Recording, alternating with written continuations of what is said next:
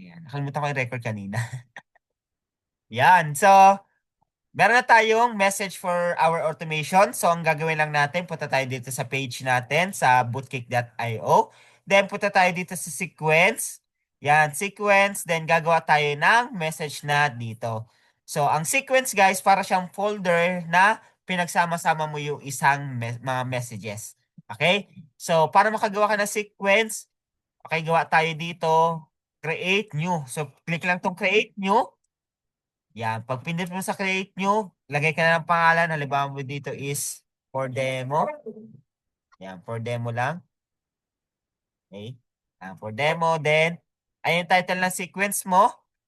Then, click mo lang tong create. Yan. Then, click mo lang tong ginawa nating sequence. Yan, pag-click mo niyan, ganito yung makikita mo. Ibig sabihin, wala pang message po dyan. Ha? Wala pang message. Paano ko makagawa ng message? Click mo lang tong add message. Yan. Pag-click mo ng add message, may lalabas dyan na parang box. Ito. Etong box na to. So, etong box na yan, dyan ka maglalagay ng message mo. Paano ka mapaglagay ng message? Click mo lang itong plus button na yan. Yan. Then, may lalabas dyan select existing. Ibig sabihin, meron ka nang nagawa or create new reply. So, dito tayo sa create new reply. Yan. Then, click mo yung create new reply. Ayan. Wait lang natin. Yun. So, eto na guys. Eto na yung lalabas sa ano natin. Sa system natin. Okay? Then, di ba meron na tayong message? Ayan. Dito na natin, doon na natin ilalagay yon. So, dito, ang nakalagay dito, message number 1, value message after 0 to 1 hour. So, copy lang natin to guys. Yan, copy lang natin yan. Then, ipipaste natin siya dito. Yan. Paste mo lang. Yan. Kamusta ka ba yan? OFW ka ba na gusto ng extra income online kahit nasa abroad? Then, buray mo na lang to. Okay, buray mo na lang yan. Yan. Kaya sabi ko sa inyo, i-check nyo pa rin yung message na ibinigay sa inyo. Yan. Then, ayan, gusto mo ba nang makita paano gumagana? Then, dagdagan mo lang dito. Dagdagan mo lang dito is click the button below. Yan. Ganyan. Then, pwede nyo banggitin yung pangalan niya. Paano nyo mababanggit yung pangalan niya, guys? Yan. Sabihin natin dito, halimbawa, dito natin ilalagay sa taas, ano? Kamusta ka ba yan? Oh, lagay natin pangalan dyan. Ang gawin nyo, itong parang close parenthesis na to, ano, punta lang kayo dyan, tutok nyo lang dyan yung inyong mouse or yung cursor ninyo. Then, hanapin nyo lang yung first name. Yan. Pwedeng name, pwedeng full name. So, ako, ginagamit ko dyan is first name. Yan. Kaya, kanyari, kamusta ka ba yan, CJ? So, CJ ang lalabas dyan. Then, lagyan nyo lang ng space. Yun. So, ayun lalabas, mababanggit nyo yung pangalan sa inyong message. Then, kung gusto nyo lagyan ng mga emoji, pwede rin. Kunyari, ito, click the button below. So, click nyo lang tong parang, itong emoji na to. Then, lagyan natin ng arrow. Yan. Backhand index pointing down. Yan. So, malalagyan natin siya ng hand dyan. Arrow down. So, lagyan natin ng space. Okay? Yan. Yun. So, click the button below. So, ito yung action natin na ginawa, guys. Sabi natin, click the button below. So, ibig sabihin, maglalagay tayo ng button dito. Yan. So, add the button. Click nyo lang yung add the button dyan, guys. Then, dito, ano, lagyan lang natin, sabihin natin is, ano ba yung offer natin? May negosyo ngayon na online lang, flexible, pwedeng flexible oras, pwede kahit malayo sa pamilya. Hindi ito racket, sistema na may training, may support. Gusto mo bang makita paano gumagana? Kunyari, ilagay natin dito is video. O, sabihin natin, watch the video. Yan. Yun. O, diba? Watch the video, guys.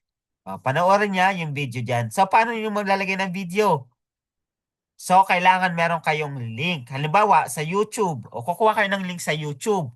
Ano? Punta kayo sa YouTube, then ilalagay nyo yung link. So, eto guys, kunyari, eto, yung link. Open nyo tong, click nyo itong open website.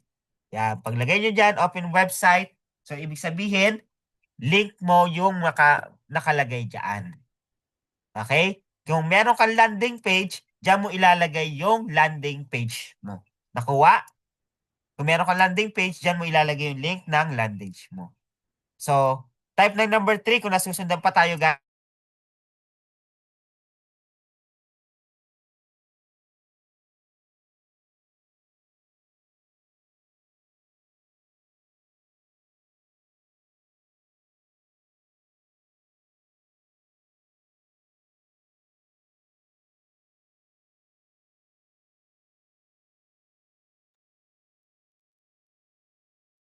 Ayun. Thank you sa pag-type ng number 3. Yan. So, dito niya ilalagay yung link. Halimbawa, sa akin, link ko is sabihin lang natin. Sample lang to guys ha. Sabihin natin CJ. .com. Pwedeng ganyan guys. Kung meron kayong personal link. Okay? So, ayan, nalagay natin yung link natin dyan. Pag-click nila ng link, nandyan na yung video na mapapanood nila yung ating, kunyari, business presentation or ano may ino-offer mo. So, dyan nila makikita yon. Then, ito, nakalagay dito, meron kayong makikitang save dyan. I-click nyo lang itong save. Pag-click nyo ng save, so okay na yan. Yan. So, nagawa mo na yung first message mo. Okay, first message din. Ito guys, huwag nyo tong kakalimutan. Itong within 24-hour window. Yan. Kasi itong outside 24-hour window, gagamitin nyo lang yan kapag ka yung message nyo after 1 day, after 2 days, after 3 days, after 1 month. So, doon nyo lang gagawin yung outside 24-hour window. Okay, so kaya i-correct nyo to guys sa within 24-hour window. Then, sabihin natin, okay na yung message nyo dyan. Then, gawin nyo is click nyo lang tong save. Pag-click mo ng save, action, save. O, nakalagay dyan, action, save. So, okay na yan, guys. So, meron ka ng first message para sa iyong customer or inquiries. Yan. Pero, eto tandaan nyo, guys, hindi pa yung gagana. Nag-set up pa lang tayo, ha? Hindi pa siya gagana. Paano siya gagana? O, huwag nyo kakalimutan na iayos ang timeline niya. Okay, so sabihin natin after 1 day, kung gusto niyo kailangan ayusin yung timeline niya. Ano ba? Kunyari, first message, syempre, immediate yan, okay? Huwag niyo kalimutan i-immediate yung first message ninyo. Then, click save and update. Yan. So, okay na yung timeline. So, hindi pa rin gagana. Kailangan i-open nyo siya. Yan, i-activate ninyo. So, paano activate? Itong button na to guys, click nyo ng button na yan. Kailangan mag-blue siya. Yan. So, ibig sabihin, na-open mo na yung first message mo. Alright? So, huwag niyo kakalimutan na. Mamaya kasi magtaka ka. Coach, ang dami ko nag-set up. Hindi naman nagsisend sa client ko. Baka kasi hindi mo na-open. Hindi mo na-ayos yung timeline. Hindi mo na-ayos yung activate niya. Hindi mo siya na-open. Okay, kailangan i-open niyo yan. Then, huwag niyo rin kalimutan i-edit yung pangalan ng inyong sequence para hindi kayo malilito. Halimbawa, lagay ko dito is for demo. Then, intro. Or sabihin ka dito is message 1. Yan. Para alam mo kung saan galing yung message na yan. Kunyari, galing siya sa sequence demo. Then, pang ilang message ba siya? Ibig sabihin, message 1 siya or intro siya. Yan. So, binigyan ko ng idea guys, paano kayo hindi malilito sa mga message ninyo. Okay? Then, pagka gusto nyo mag-add ng another message, syempre, intro pa lang yan, kailangan ipa-follow up natin siya. So, mag-add lang kayo ng message. Yan. Add message. Then, ganun pa rin ang gagawin natin. Click lang natin yung add button na yan. Then, create new reply. Are you learning, guys? Marami natutunan? Yan. Then, balik ulit tayo sa ginawa natin. Ano sabi dito? Message number 2, problem agitation. So, ayan guys, after 3 hours or 4 hours. So, ayan yung ilalagay natin doon. Then, i-copy lang ulit natin to. Yan, copy natin yan. Then, punta tayo dito sa bootcake. Paste ulit natin. So, basahin natin. Totoo lang tayo ha. malayo ka ba sa pamilya, homesick ka minsan, tapos malaking sahod, wala pa ring ipon? Bakit? Kasi oras equals pera, pag tumigil ka, tigil din ang income. Paano kung may online income na pwedeng itayo habang OFW ka? Yan. Then, lagyan mo lang dito action kung ano gusto mong mangyari na action. Okay, so sabihin natin paano kung may online income na pwedeng itayo habang online ka. Then, tanong mo siya. Sabihin natin, napanood mo na ba ang video presentation?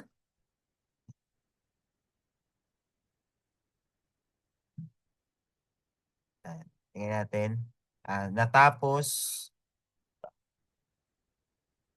tapos mo video.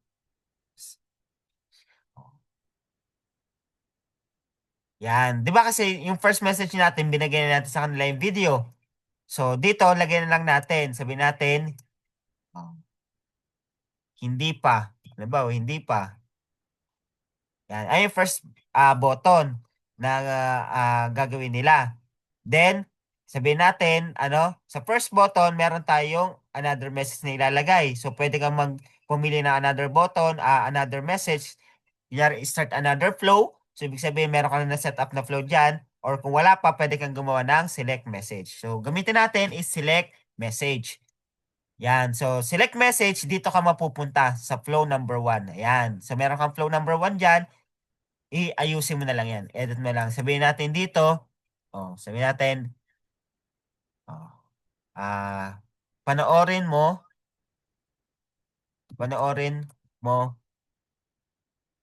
ang video sa ibaba. Kasi sabi niya is hindi pa, di ba? Yan.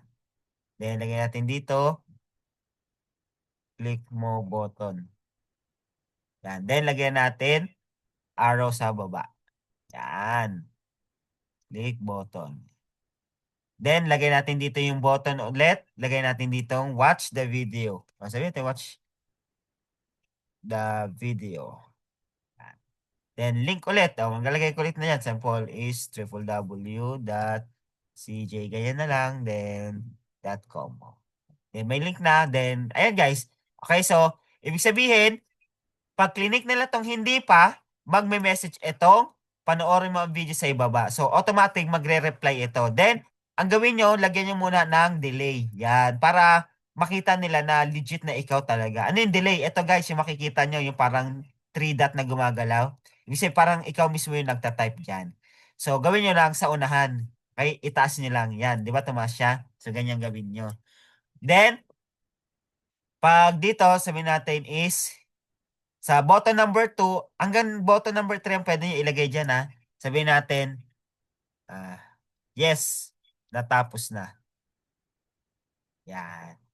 Then, another message, pwede kayong gumawa.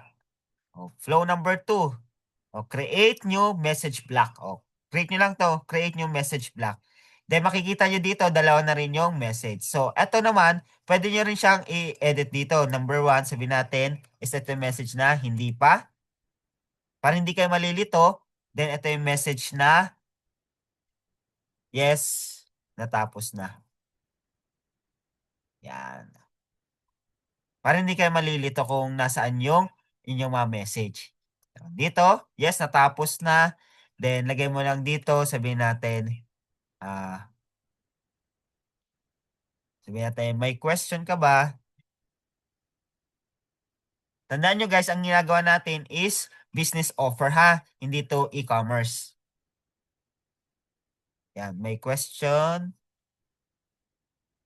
ka ba about sa video na napanood mo? Yan. Ngayon, ayan ang tanong natin guys. Sa may question ka ba about sa video presentation na napanood mo? Then dito guys, pwede nyo na kayong mismo mag-manual. Okay? Nasa inyo na yan. Okay? Pwede nyo i-manual. Then, pwede rin direct na sa messenger ninyo or sa Facebook account nyo mismo. Okay? Ibig sabihin, hindi sa page. Ayan. So, sabi natin, may question ka ba about sa video presentation na panood mo? Yan. Pwede mo ako message personally. Halimbawa, pwede mo ako i-add para makita nila mismo yung Facebook account mo, i-add or i-message. Yan. I-message sa personal account ko. Yan. Then, pwede nyo dito ilagay yung inyong account. So, sabihin mo lang, click the button. Lagyan nyo lagi ng CTA guys para alam nila kung anong gagawin nila. Kasi mamaya wala kayong CTA, maisip sila, anong gagawin ko para ma-add kita, di ba? Parang ganun ba? O, lagyan nyo, click the button. Huwag nyo kalimutan kung ano yung gagawin nila. Ang tawag doon CTA, Call to Action. O, dito ilagay mo naman yung Facebook account mo. Halimbawa, sabihin natin dito my personal account. Yan, o. Then, open website. Yung link mo na ilalagay dyan. Copy mo yung Facebook link mo, then ilalagay mo na dito. Sample na lang. Okay, so, halimbawa, ito na lang. Kunyari, ayan lang yung ano ko, yung Facebook account ko ha. Kunyari lang yan, guys. Yan. Then, click mo lang yung save. Then, pag-click nila dyan, madadirect sila dun sa Facebook account mo. Nakuha? Type ng yes kung nakuha, guys. So, meron na tayong dalawang button na nilagay, then meron dalawang message dito.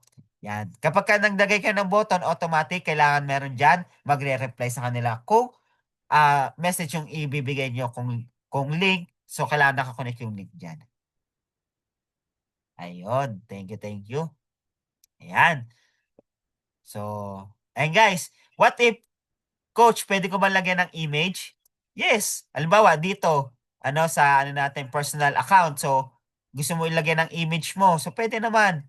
Halimbawa, lagyan mo dito ng, sabihin natin, image. So, click mo lang tong image, guys. Yan. Image, then, click mo lang upload image. So, hanap ka lang ng image na pwede mo ilagay. Sample dito, hanap lang tayo. Sabihin lang natin,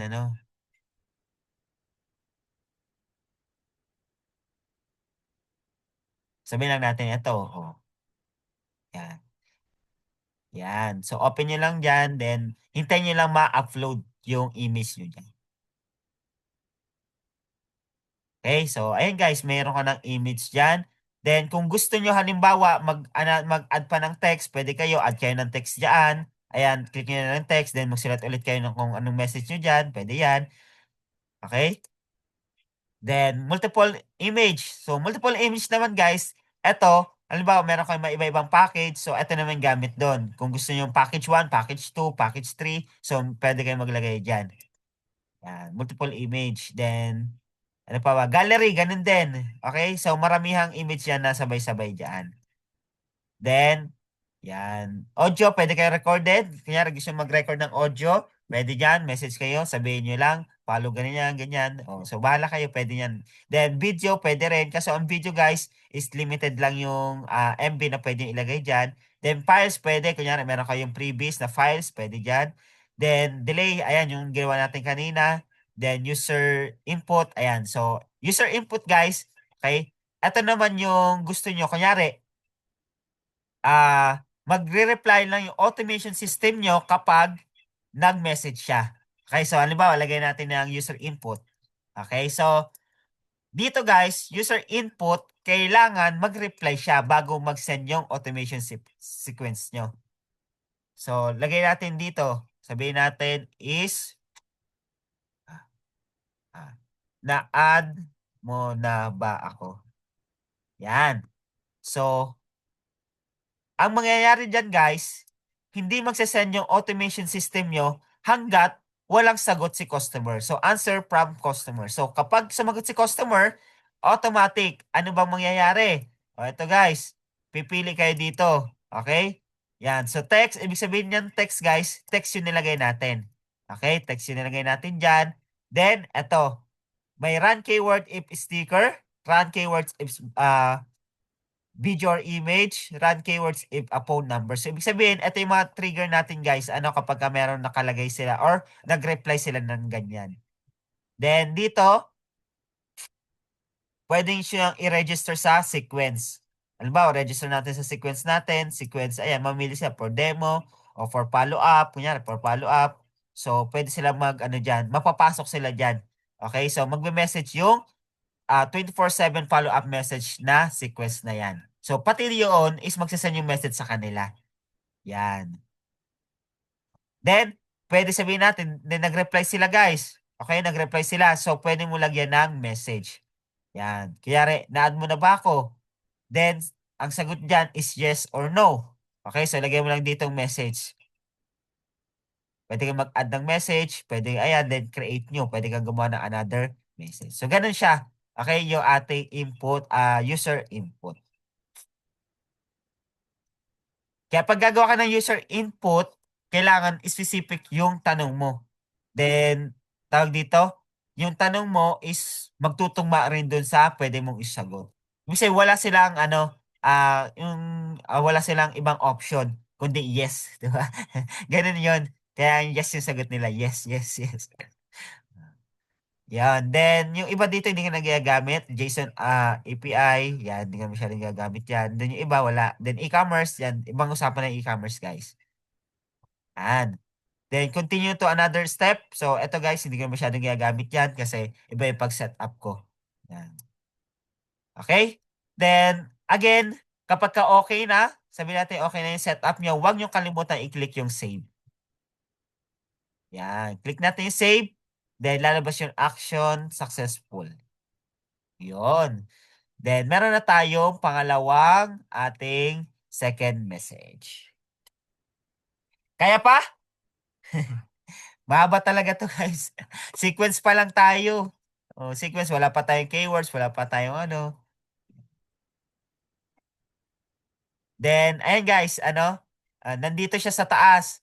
Minsan ganito nangyayari guys, lumilipat siya ng pwesto. So, ang gawin nyo, eto yung parang anim na dot na yan, tutok nyo lang dyan yung mouse, then, i-drag nyo lang pababa. Yan. Kailangan sa baba siya. Then, ang gagawin natin, ganun pa rin, para gumana siya, huwag nyo kalimutan, ayusin itong ating timeline. Sabihin natin, ano nakalagay doon? After 3 to 4 hours. So, ilagay natin dito is R. Yan. Oras, then, anong oras? Sabihin natin is 3. Okay? So, 3 hours. After 3 hours, magsisend yung message natin. Then, click Save and Update. Yun. Then, huwag kalimutan, open ang Activate. Yun. Then, ayusin natin yung pangalan. Rename pa rin. Lagay natin dito ay, sabihin natin, for demo, message to. Yan. Para hindi tayo malilito. Okay? So, pare-pare ito na guys. So, ayan na lang muna para hindi kayo ma-overwhelmed. Then, next topic natin, continue na lang natin. Ituturo ko naman sa inyo is yung pag-set up ng rules, then pag-set up ng keywords. Okay? Yung ibang button na ituturo natin next session natin, guys. So, ayan muna, guys, kung paano makapag-set up ng sequences po natin. Yan. Okay? So, I hope, guys, marami kayo natutunan, no? So, ito na muna yung ating topic sa ating session tonight. Para hindi kayo ma-overwhelm. Kasi, pag na-overwhelm kayo, guys, baka hindi